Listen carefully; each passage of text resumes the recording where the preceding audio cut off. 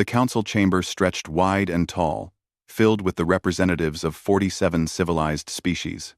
Ambassador Jin-sun Park sat in the human section, her hands folded calmly on the table before her.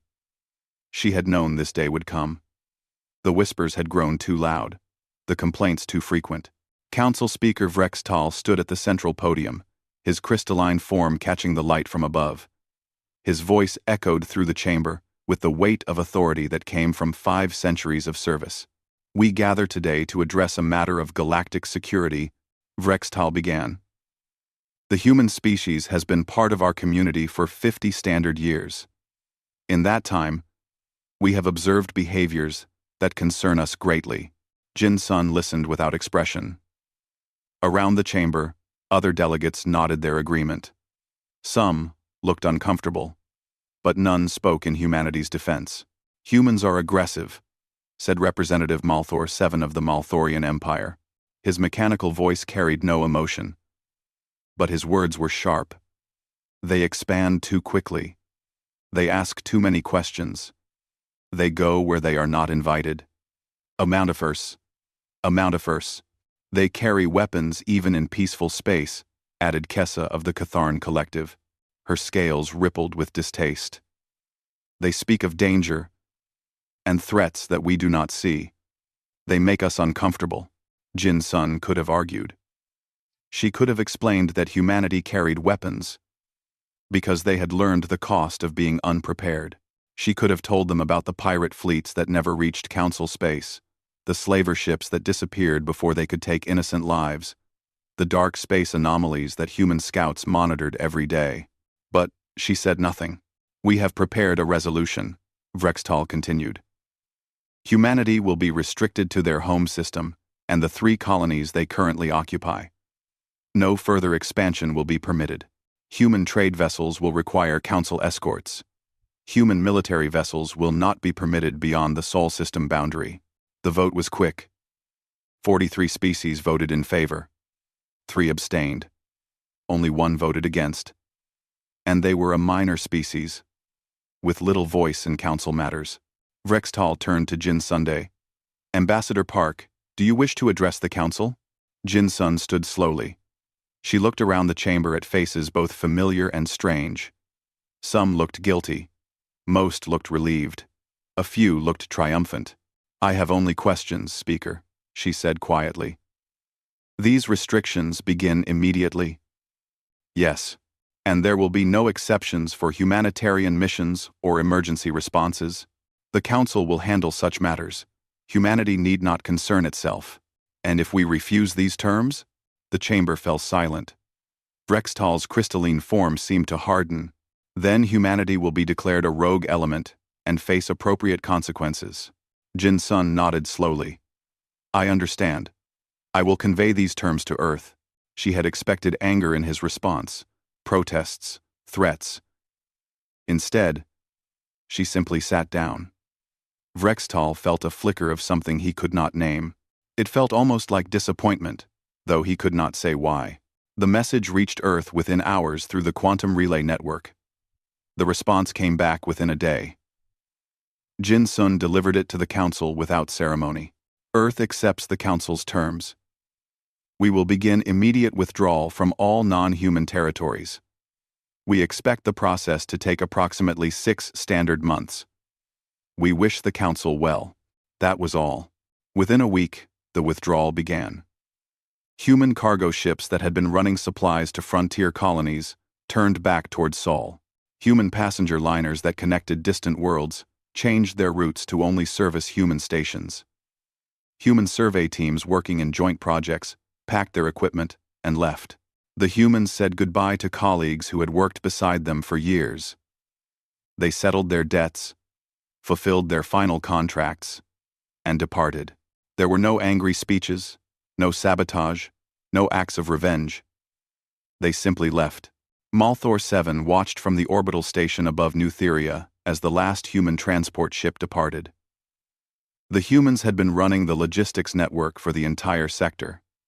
They had made it look easy. Now he would have to figure out how they had done it. Good riddance, said his assistant. They were too involved in everything. Malthor 7 said nothing.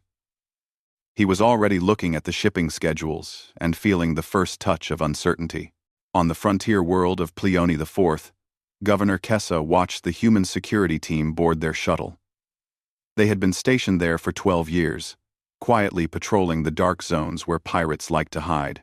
"Will the Council be sending replacements?" she asked their commander. The human, a woman named Sarah Chen, smiled sadly. "That's not my concern anymore, Governor. But I hope they do. This region gets dangerous without regular patrols." "Dangerous? We have had no incidents in years."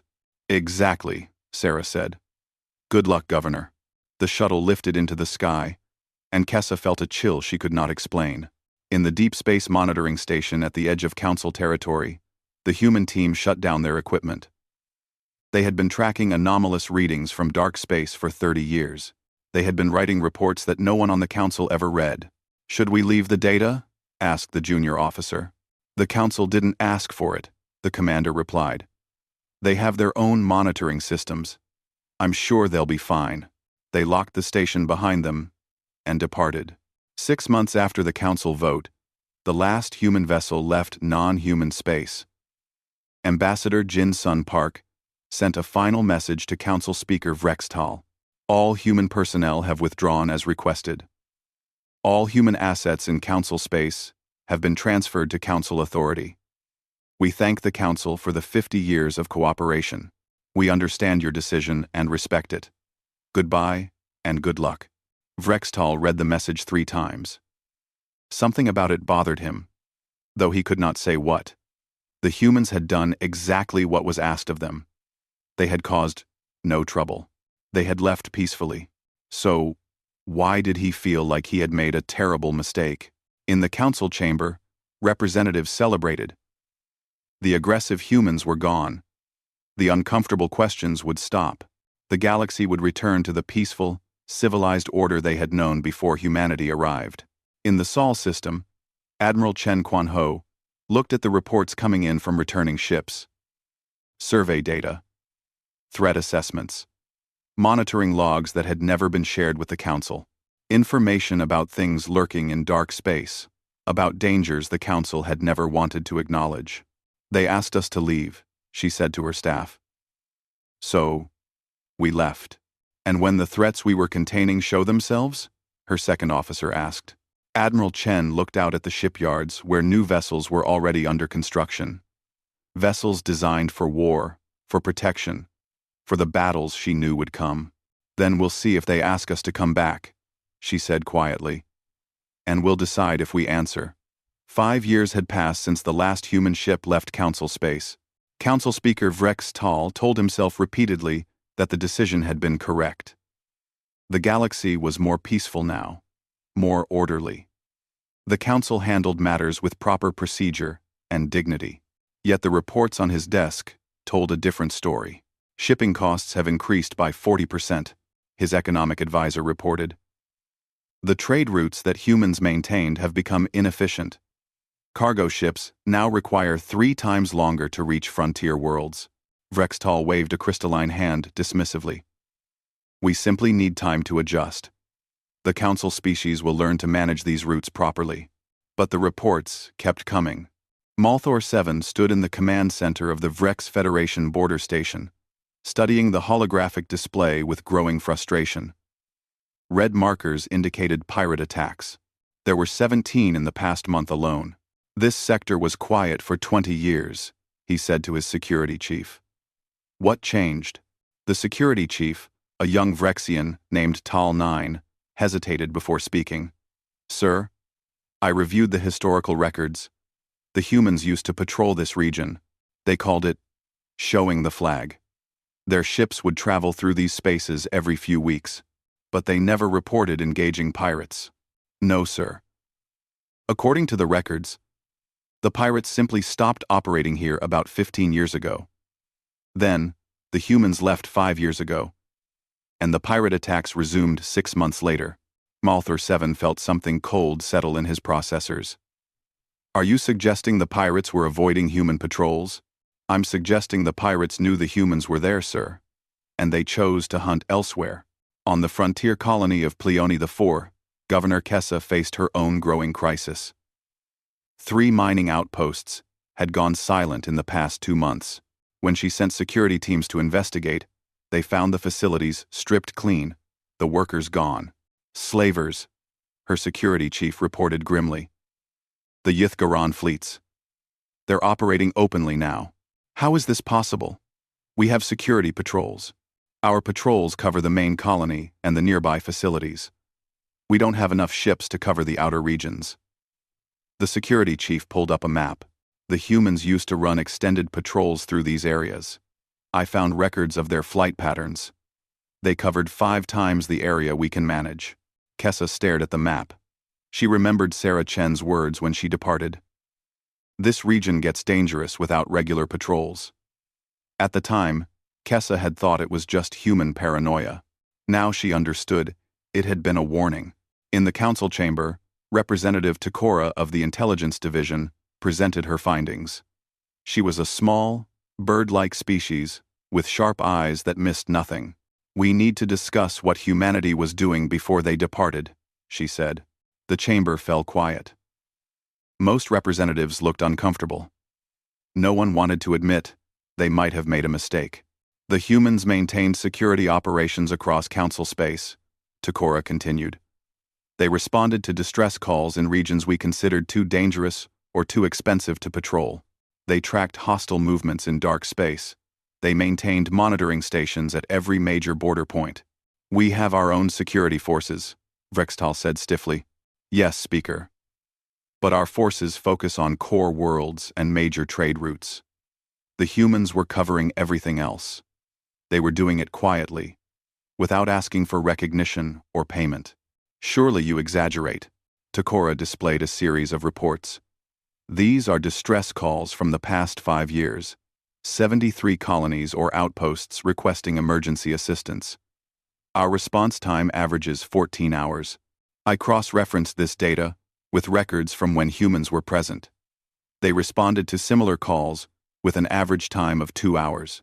That's impossible, said Malthor 7. To respond that quickly, they would need ships stationed throughout council space. Exactly, Takora said quietly. They had ships everywhere. We thought they were exploring, trading, being overly curious. They were standing guard. Representative Kessa stood, her scales pale with distress. The Yithgaran slavers have taken over 400 citizens from my colonies in the past year. I have lost 12 mining outposts. My security forces are overwhelmed. We will send additional council security vessels, Vrextal promised. With respect, Speaker, the council security forces are already stretched thin. Every frontier governor here can tell you the same story. Pirates, raiders, and slavers are expanding operations. Things are getting worse. The chamber erupted in argument. Some representatives demanded increased security budgets. Others insisted their species should not pay for protection of distant colonies. A few suggested abandoning the frontier worlds entirely. Vrextal watched the chaos and felt a deep unease. This was not how the council operated. They were civilized, orderly, rational beings. Yet here they were, arguing like primitives over resources and territory. Takora waited for the noise to die down before speaking again. There is another matter we must address. The Draviks. The chamber went silent. The Draviks were a legend. A nightmare whispered about by those who traveled near dark space. A hive mind species that consumed entire worlds, leaving nothing behind. The Draviks are a myth, Vrextal said firmly. Ancient stories told by primitive species. I thought so too, Takora said. But I found human records. The humans were monitoring dark space boundaries. They documented 3 separate instances of Dravik scout fleets attempting to enter council space. Each time, the Dravik scouts encountered human defense forces. Each time, the Draviks retreated. You're saying the humans were protecting us from mythological creatures. I'm saying the humans were protecting us from very real creatures that we pretended didn't exist. Malthor 7 accessed the data Takora had provided. His processors worked through the information rapidly. The pattern was clear. Once, you knew, to look for it. Human ships always seemed to be in the right place at the right time. Pirates avoided certain routes. Slaver fleets turned back without explanation. Unexplained phenomena in dark space never quite reached Council territory. They were protecting us, he said slowly, the entire time, and we never even noticed. Vrextal felt his crystalline structure grow cold. What are you suggesting? I'm suggesting we made a mistake, Speaker. We removed the Guardians and wondered why dangers appeared. Then we should recall the humans, said another representative. Invite them back. And tell them what? Kessa asked bitterly. That we were wrong? That we need them? After all? That we restricted them to their home system because they made us uncomfortable by protecting us? Pride settled over the chamber like a heavy blanket. No one wanted to admit the truth. They were civilized species. They had ruled the galaxy for thousands of years before humanity arrived. They should not need humans to protect them. We will manage, Vrextal declared. We will increase security patrols. We will coordinate better. We are the Council. We do not need humanity. But as the representatives filed out of the chamber, each one carried the same quiet doubt. The galaxy felt larger now, darker, more dangerous. And the humans who had stood watch in that darkness were gone. On the border station, Malthor 7 received another report of pirate attacks. He looked at the map, at the red markers spreading like disease across the frontier regions. He thought about requesting human assistance, but pride held his voice silent. Instead, he sent another request to the Council for additional security ships. It would take months to process. The pirates would not wait. In her quarters, Governor Kessa looked at the casualty reports and thought about Sarah Chen. She wondered if the humans knew what was happening. She wondered if they cared. In the Sol system, Admiral Chen read the intelligence reports with a sad expression. They had monitoring stations the Council never knew about, still active, still watching. They could see everything that was happening. Should we offer assistance? Her second officer asked. They haven't asked, Admiral Chen replied. And until they do, we respect their decision. We left when they told us to leave. We'll return when they ask us to return. And if they don't ask? If pride prevents them? Admiral Chen looked at the shipyards, at the growing fleet that prepared for a war the Council didn't yet know was coming. Then, we'll wait until they have no choice but to ask, or until the innocent people suffering under slaver attacks and pirate raids matter more than the Council's pride. She closed the reports and hoped the Council would find wisdom before it was too late. But deep down, she knew how this story would end. She had seen it before. In human history, pride always demanded its payment. And the bill was coming due. 15 years had passed since humanity's departure. Council Speaker Vrextal was older now, his crystalline form showing the first signs of age with tiny fractures near his base. He had served through crisis after crisis, always maintaining that the Council would adapt and would overcome. But this crisis was different. They're calling it the Swarm, Fleet Commander Vrexshan reported. His voice was steady, but his form flickered with barely controlled fear. They emerged from dark space 3 months ago. They've already taken 4 systems. The Council chamber held fewer representatives than before. Some species had withdrawn from frontier territories, pulling back to their core worlds. Others had simply stopped attending, too busy with their own survival to care about galactic politics. Takora stood beside a holographic display showing the advancing swarm.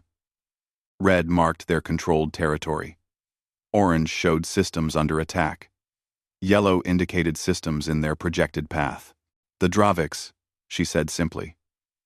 The species humanity monitored. The species we said didn't exist. Tell us what we face, Vrextal commanded. Takora's feathers ruffled with distress. A hive mind species.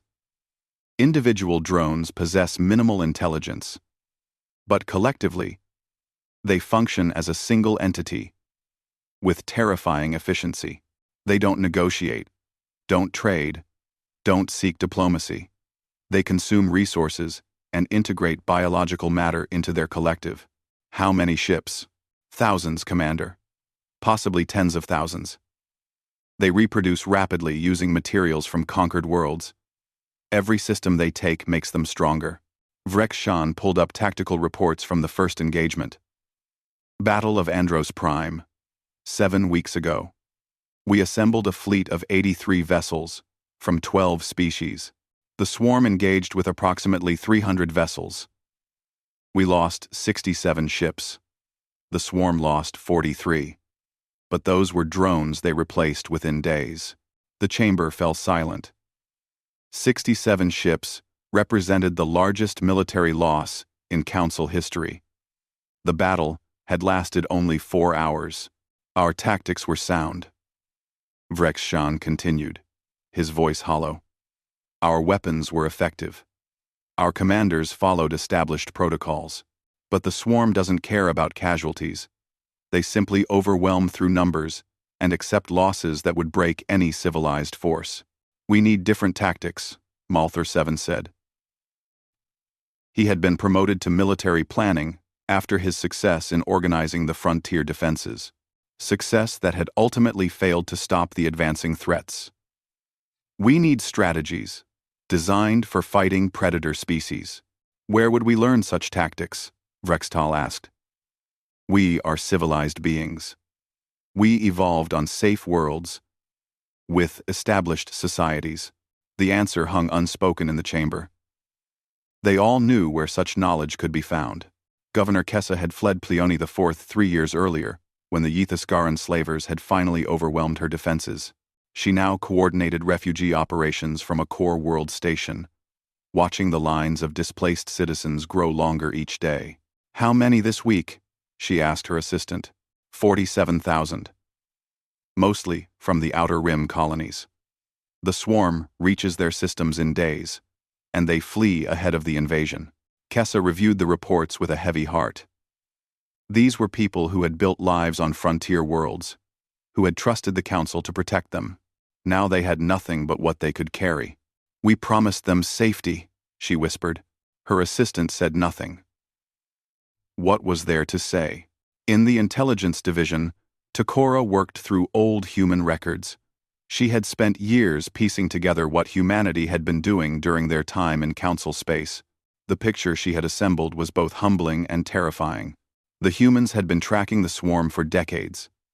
Their deep space monitoring stations had detected the first scout fleets 35 years ago. The humans had engaged them quietly, without fanfare, driving them back into dark space. They had done it twice more over the following years. The swarm had learned to recognize human vessels. They had learned to fear them. Takora found after-action reports written by human commanders. The reports were clinical, detailed, and revealed tactics the Council had never considered. Humans fought with a controlled aggression, accepting casualties when necessary, but never wasting lives. They understood that some enemies only respected strength. The swarm recognizes apex predators, one report stated. They evolved in a competitive environment where only the strongest survived. They will avoid confrontation with species they perceive as equal or superior threats. Recommendation: maintain aggressive posture along dark space boundaries. Takora realized with cold certainty that the swarm had been waiting for the apex predators to leave, waiting for the galaxy to be vulnerable. The Catharn Collective broke from the Council 6 months after the swarm's emergence. Their representative made the announcement in the Council chamber with scales dulled by shame. We cannot win this war, Representative Sesh said. The Council's military tactics are inadequate. Our losses mount, while the enemy grows stronger. The Catharn Collective will seek alternative arrangements. You mean surrender, Vrextal said coldly. We mean survival. We will negotiate with the swarm for protected status. The swarm doesn't negotiate. Then we will offer service. Resources, territory, whatever they require.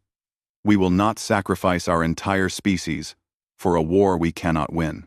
The Catharn delegation departed. Their transmissions to the swarm were intercepted by Council intelligence.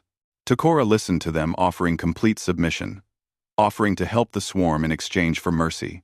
The swarm's response came 3 days later. They descended on Catharn Prime with overwhelming force.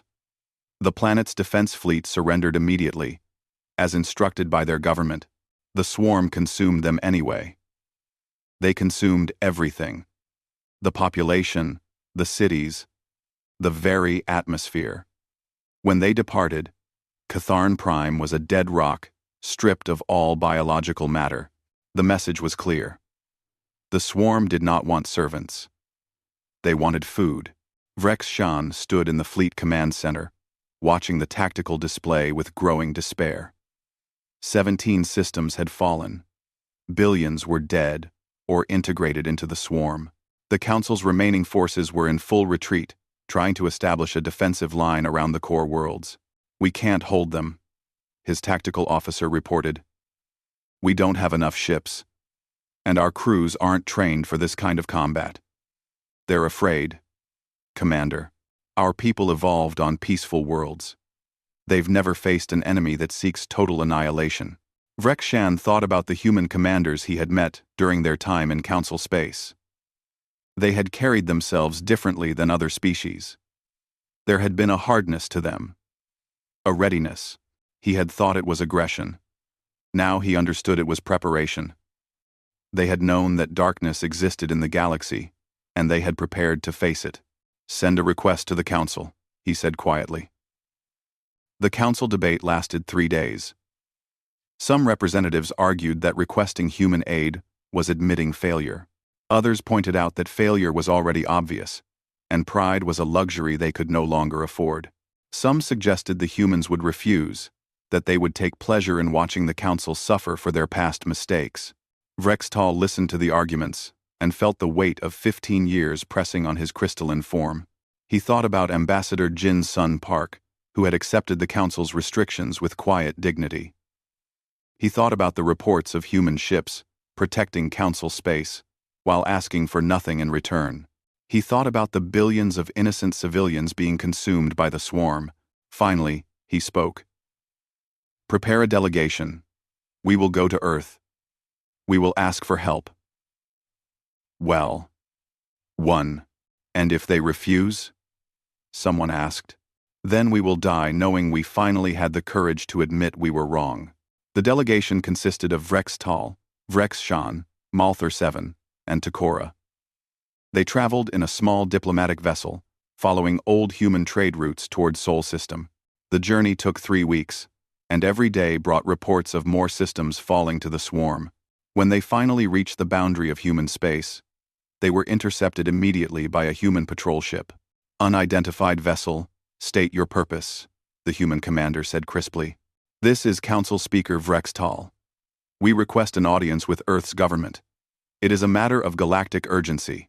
There was a long pause. "Stand by for escort, Speaker." And, "Welcome to Sol System." The escort brought them past orbital fortifications that made Vrex Shan's tactical mind reel. Massive defense stations, weapon platforms, and shipyards producing vessels designed for war. The humans had not been idle during their isolation. Earth itself was beautiful, a blue and green world that had given birth to a species of fierce protectors. The delegation was brought to Geneva, to a building overlooking peaceful waters and distant mountains. Ambassador Jin Sun Park met them. She was older now, her hair showing gray, but her eyes were still sharp and kind. "Speaker Vrextal," she said. "It has been many years. Please, sit." Vrextal found he could not speak. All his prepared words had fled. Finally, he simply said, "We were wrong." "Yes," Jin Sun said gently. "You were. We need help. The swarm is destroying us. Billions are dying. We cannot stop them. We know. We've been monitoring the situation. Then you know we deserve this. We restricted you, pushed you away, and now we suffer the consequences." Jin Sun looked at him steadily. "Speaker, do the billions of innocents being consumed by the swarm deserve this? Did they vote to restrict humanity? Did they demand we leave?" "No," Vrextal whispered. "Then we will help them.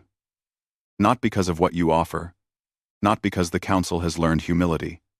We will help because those people deserve protection, and they're not getting it. She stood and looked at each delegate in turn. But understand this. If humanity returns, we return on our terms. We will have complete military authority over operations against the swarm. You, in this chamber, failed your people through pride and fear. We won't let that happen again. Vrexshan stepped forward. You'll have your authority, Ambassador. Whatever you need, just please help us. Jin-sun nodded slowly. Then, we'll come back. The fleet is ready. We've been preparing for this since we left. We knew what was lurking in the dark. You knew? Malthor 7 asked. You knew this would happen? We knew something would happen. The galaxy has predators, real predators. And you sent away the only ones willing to face them. She smiled sadly. But we're coming back now. And this time, we won't leave until the job is done. Admiral Chen Quanho stood on the bridge of the UENS Indomitable, watching Earth recede in the main view screen. Behind her ship, the largest fleet humanity had ever assembled, formed into battle formation.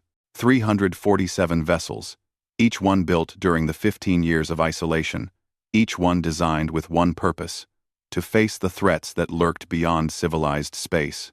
Fleet reports ready, Admiral, her executive officer said.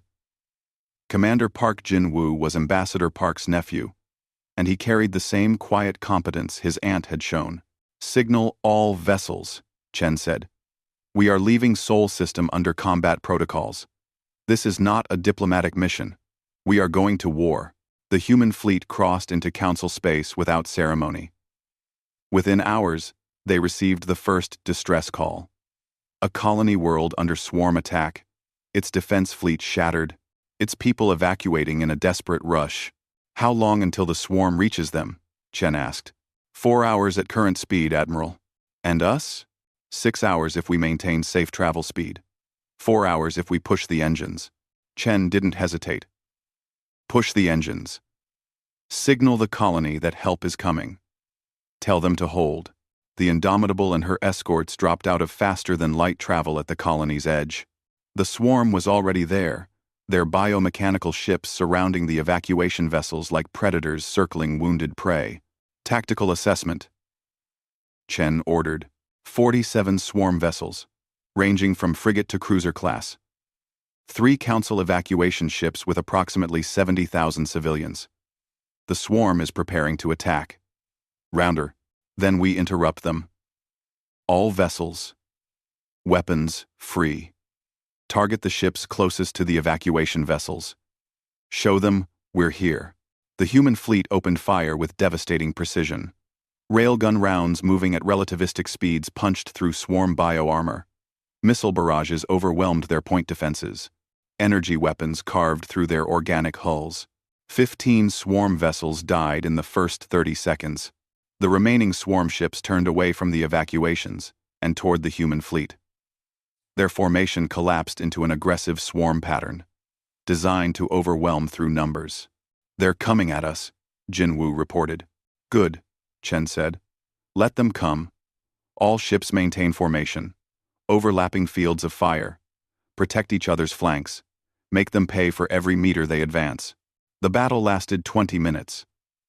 When it ended, 47 swarm vessels were debris fields, and the human fleet had lost 3 ships with moderate damage to 7 others. Casualties? Chen asked quietly. 53 dead, 112 wounded. Captain Williams went down with the Defiant, covering the evacuation ships. Chen closed her eyes briefly. 53 souls gone, but 70,000 saved. It was the mathematics of war, and she hated every calculation. The evacuation ships sent thanks, their messages filled with disbelief and gratitude. They had expected to die. Instead, the humans had appeared like avenging angels and swept the swarm aside. Admiral, we're receiving a communication from Fleet Commander Vrexshan. He wants to coordinate strategy. Chen accepted the connection. The Vrexian commander appeared on screen, his crystalline form flickering with something that might have been hope. Admiral Chen, that was remarkable. Your tactics, your precision. You destroyed a swarm force that would have required 3 of our fleets to engage. We've had 15 years to study them, Commander. And humanity has been fighting wars since we lived in caves. We know how predators think. Can you teach us? Chen considered the question. Eventually, but right now, we need to stop the bleeding. Where is the swarm's main force? Vrexshan transmitted tactical data. They're focusing on the beta sector, pushing toward our core worlds. We've established a defensive line, but it won't hold long.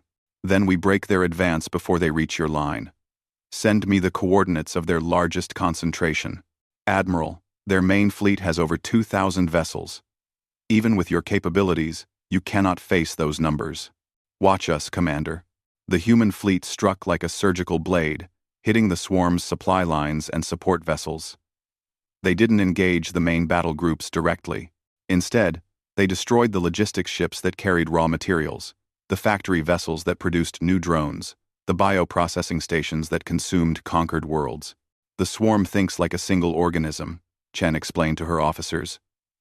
Cut off its food, poison its blood, and the body weakens. We're not trying to kill every drone. We're trying to break the hive's ability to sustain its war machine. The strategy worked. Within 2 weeks, the swarm's advance slowed, then stalled. Their vessels began showing signs of resource deprivation. Attack patterns became less coordinated as the hive mind struggled to maintain control over starving drones. The Council's military forces, watching from their defensive positions, saw an enemy that had seemed unstoppable suddenly vulnerable. They saw human ships dancing through swarm formations, striking with precision and vanishing before the enemy could respond. Malthor 7 studied the tactical feeds obsessively. His processors ran constant analyses, trying to understand how humans fought with such effectiveness. They accept risk, he realized. They put their ships in danger to achieve objectives. We calculate acceptable loss ratios and refuse to engage if the numbers don't favor us. Humans calculate the value of the objective and accept the cost. Takora watched the same feeds with different eyes. She saw something that went beyond tactics and strategy. She saw crews who trusted each other completely, commanders who led from the front, and soldiers who fought with fierce determination for people they had never met. They care, she said to Malthor 7. The Council fights to preserve resources and maintain order. Humans fight to protect life, even lives that aren't human. On the front lines, Council crews began to change their tactics. They watched the humans and learned. They started taking risks, pushing their limits, coordinating in ways they never had before. The humans had shown them that civilized beings could also be warriors when necessary. The swarm recognized the change in their enemies. More importantly, they recognized the humans. The hive mind remembered encounters from decades past, remembered retreating from these aggressive apex predators. Now, those predators had returned in force. The swarm began to shift strategy. Instead of overwhelming aggression, they started to conserve forces, to probe for weaknesses. They were becoming cautious.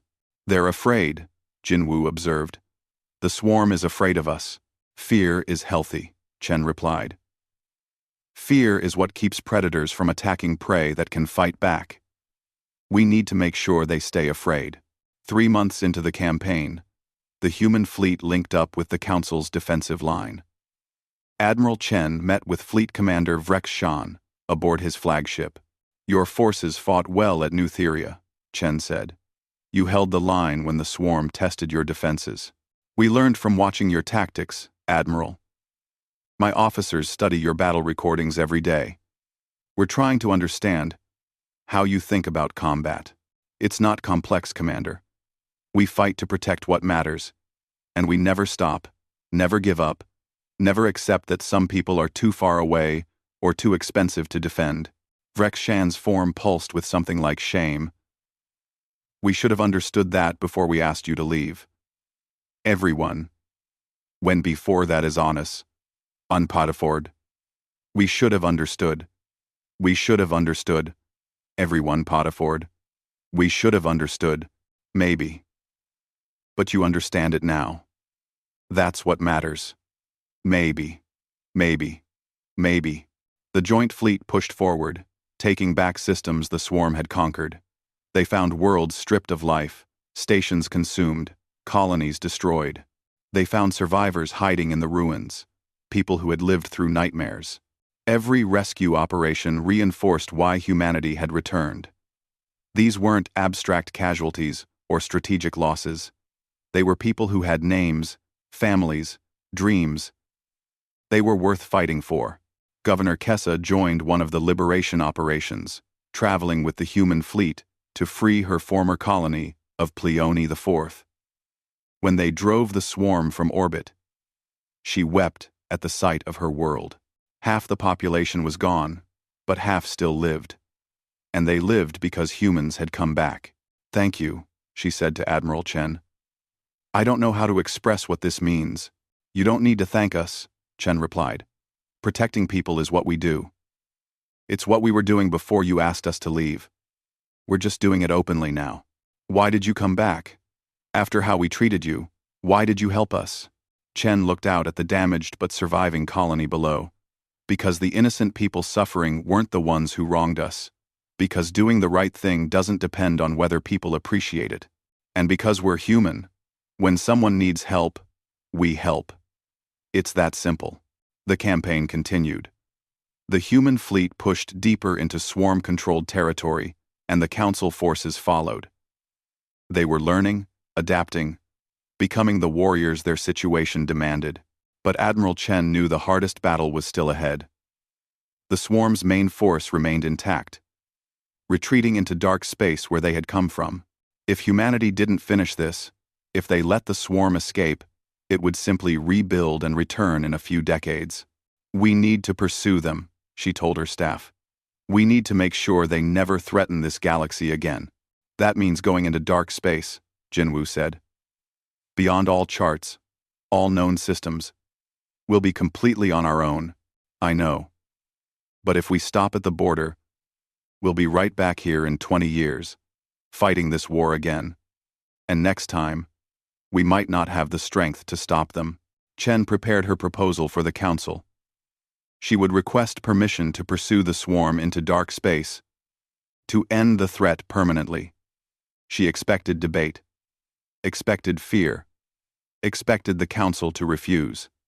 Instead, when she presented her plan, Council Speaker Vrextal simply said, "Do what must be done, Admiral. We trust your judgment." It was, Chen realized, the first time the Council had truly trusted humanity, not because they had no choice, but because they had finally learned to see humans not as dangerous unknowns, but as allies who would stand guard in the darkness. The human fleet prepared for the final campaign. Behind them, Council space began to heal, began to rebuild. Ahead of them lay the unknown depths of dark space and an enemy that would not stop until it was destroyed. Admiral Chen looked at her crew, at the ships under her command, at the allies who would follow them into the dark. She thought about Captain Williams and the 53 souls lost, protecting strangers. She thought about all the innocent lives saved and all those still at risk. "Take us forward," she ordered. "It's time to finish this." The fleet crossed into dark space, with weapons armed and shields at maximum. Admiral Chen stood on the bridge of the Indomitable, watching the view screen as known stars faded behind them and the void ahead swallowed all light.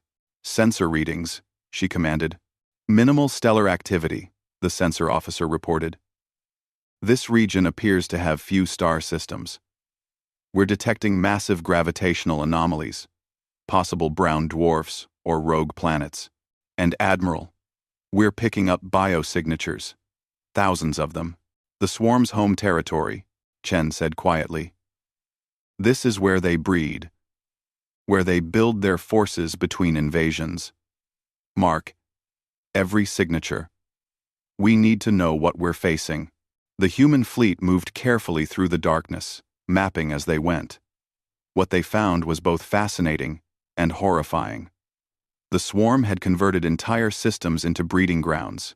Dead worlds, stripped of resources, served as nurseries for new drones. Asteroids had been hollowed out and turned into factory vessels.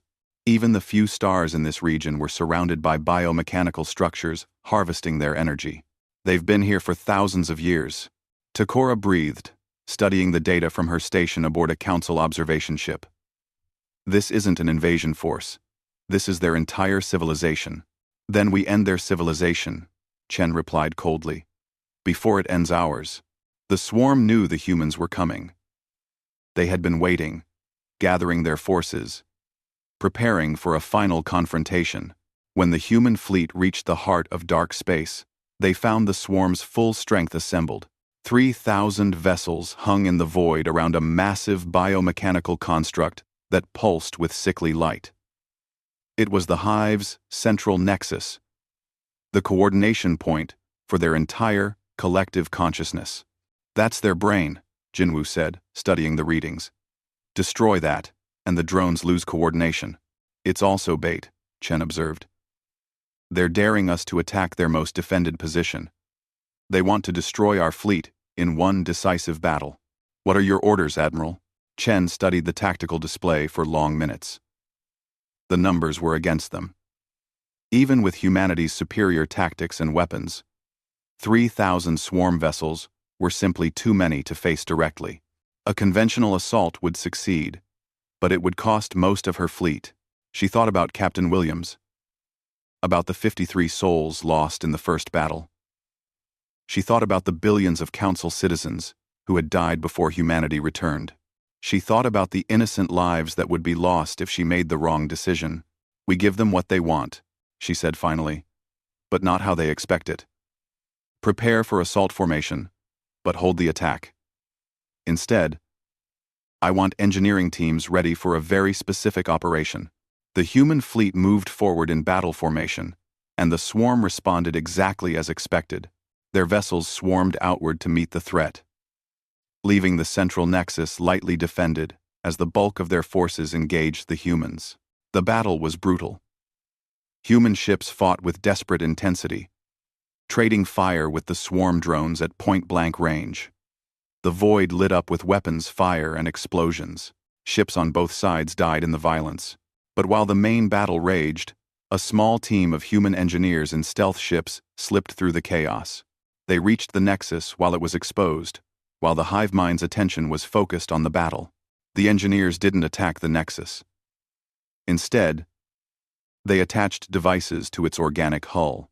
Devices that had been built specifically for this moment, based on 15 years of studying swarm biology and behavior.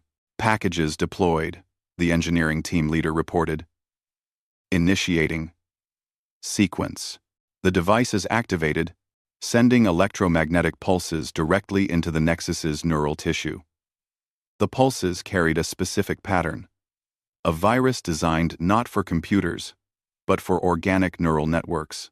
It was a weapon humanity had hoped never to use, something created in the darkest days of their isolation when they feared they might face extinction. The nexus convulsed. The hive mind screamed, a sound that rippled across every swarm vessel simultaneously. For the first time in their existence, the drones experienced something the collective had never known. Confusion, pain, fear. The attack faltered. Swarm vessels stopped their coordinated assault and began moving erratically. Some fired on each other. Others simply stopped.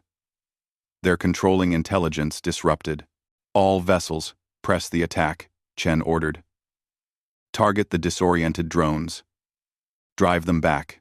The human fleet surged forward with the Council forces following. They cut through the disrupted swarm like a hot blade through ice. Within an hour, half the swarm fleet was destroyed or scattered. The Nexus tried to reassert control, tried to coordinate the surviving drones. But the neural virus continued its work, fragmenting the hive mind's ability to function as a single entity. Admiral, the Nexus is attempting to disengage, sensors reported. It's trying to flee deeper into dark space. Negative, Chen said firmly. All heavy vessels, Concentrate fire on that nexus. I want it destroyed. Today, we end this threat permanently. The Indomitable and her sister ships opened fire with everything they had. Missiles, railguns, energy weapons, all focused on the massive biomechanical construct. The Nexus's shields failed. Then its armor. Biomechanical flesh burned and tore. The structure that had controlled an empire of death began to die. The remaining swarm drones felt their controlling intelligence die, felt the hive mind shatter. For the first time in their species' history, they were truly alone, individual drones without purpose or direction.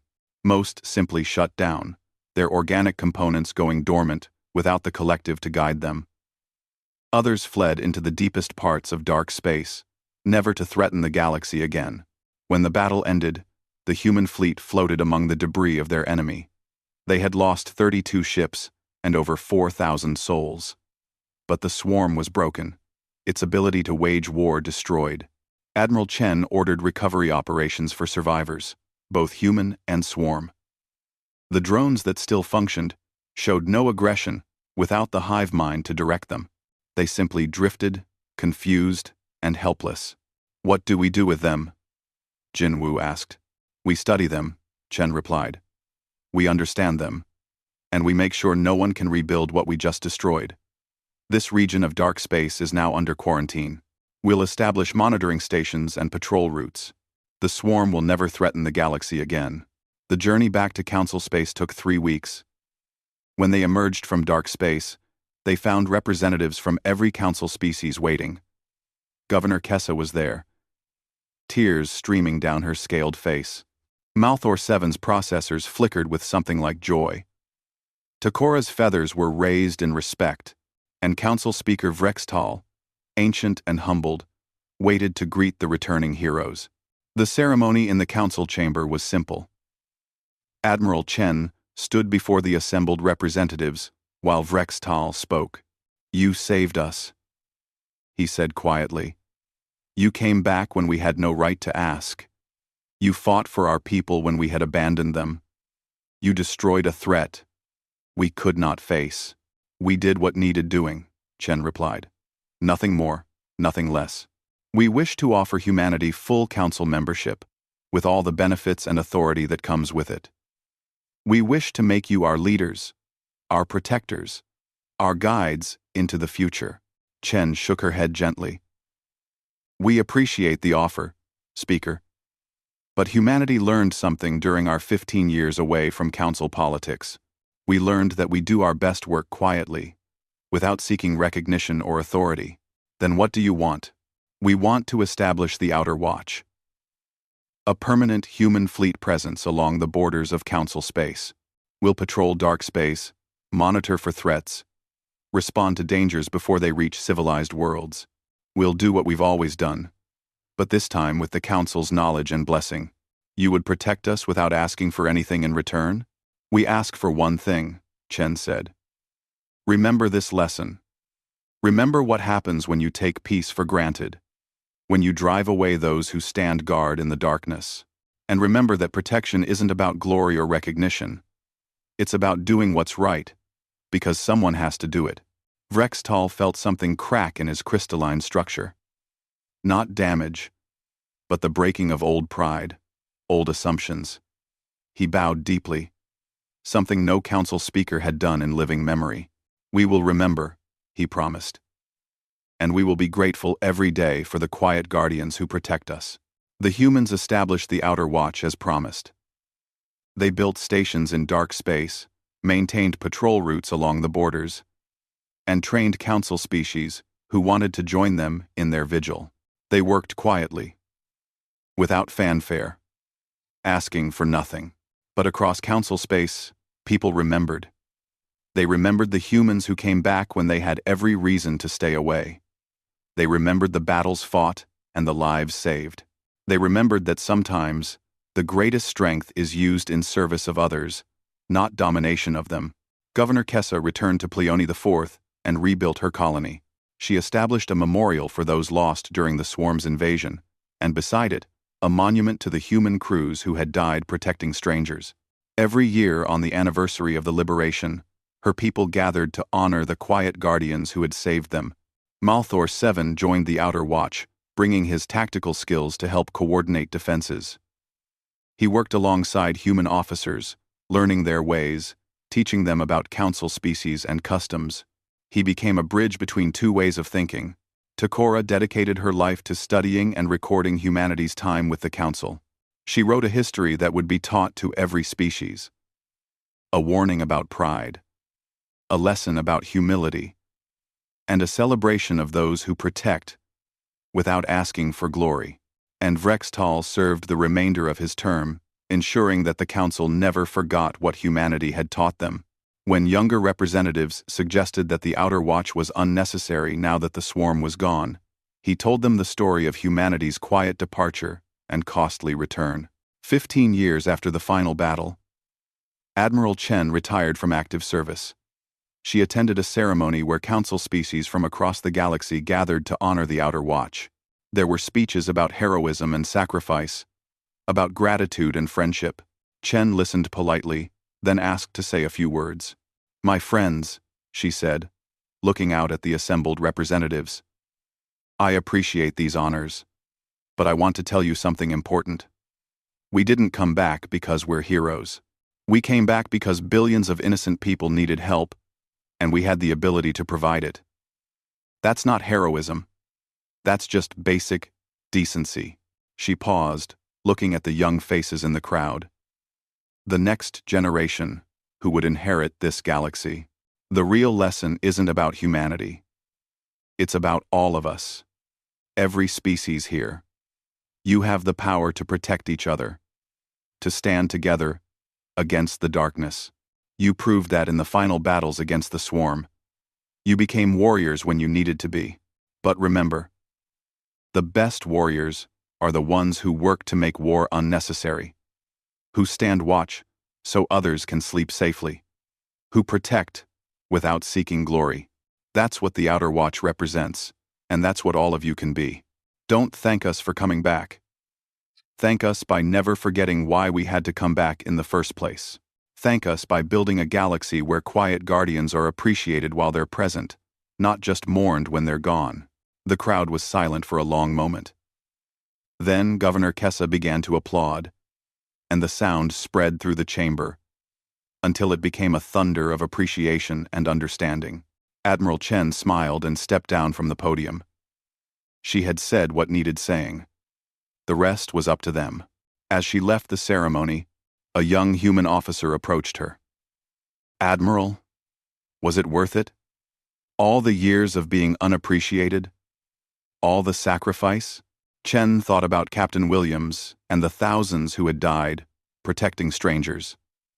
She thought about the billions saved, the colonies freed, the future secured. "Every moment," she said quietly. "Every single moment." In the years that followed, the council changed. They learned to value protection over pride, cooperation over competition. They learned that civilization required guardians, and that those guardians deserved respect whether they asked for it or not. And in the darkness beyond known space, the Outer Watch maintained their vigil. Human ships patrolled alongside vessels from dozens of council species, all united in a common purpose. They stood guard so others could live in peace. They worked quietly, without seeking recognition, exactly as humanity had always preferred, because some people don't need glory. They just need to know they made a difference. And the quiet guardians knew they had made all the difference in the galaxy.